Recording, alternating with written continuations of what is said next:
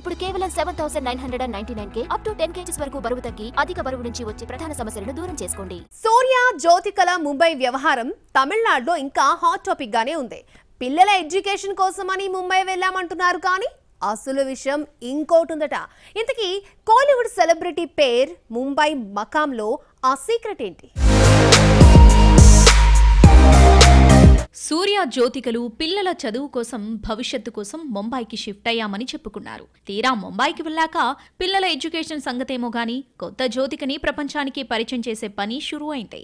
అక్కడికి వెళ్తూనే బాలీవుడ్ లో భారీ సక్సెస్ తో ముంబై వెల్కమ్ చెప్పింది. అజయ్ దేవగన్, మాధవన్, జ్యోతిక ప్రధాన పాత్రలో తెరకెక్కిన శైతాన్ భారీ విజయం సాధించిన సంగతి తెలిసిందే.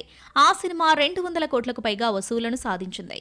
ఇదే ఉత్సాహంలో మరిన్ని హిందీ సినిమాలు జ్యోతిక సైన్ చేసింది. తాజాగా తెలుగు పారిశ్రామికవేత్త శ్రీకాంత్ బొల్లా బయోపిక్ లో నటిస్తుంది. అలాగే డబ్బా కార్టెల్ అనే మరో సినిమాలోనూ ఛాన్స్ తెచ్చుకుంది. నిజానికి జ్యోతిక చెన్నైలో ఉన్నంతకాలం హిందీలో సినిమాలు చేసింది లేదు. అక్కడి నుంచి ముంబైకి వచ్చిన నెలల గ్యాప్ లోనే కొత్త ప్రాజెక్టులకు సైన్ చేసింది. సైన్ చేసిన ప్రాజెక్టులన్నీ హిందీ సినిమాలే. అంటే అమ్మడు హిందీ ఆడియన్స్ కోసమే ముంబైకి మకం వేసిందా అనే చర్చ జరుగుతోంది.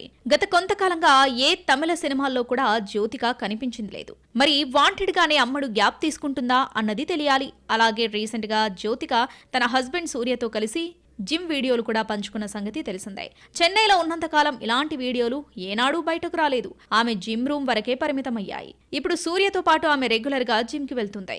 మరి ఇదే ఫ్రీడమ్ చెన్నైలో జోకు దక్కలేదు. అక్కడ సూర్య తండ్రి శివకుమార్ చాలా పద్ధతిగా తన ఫ్యామిలీని ఎక్స్పోజ్ కాకుండా చూసుకుంటూ ఉంటాడు.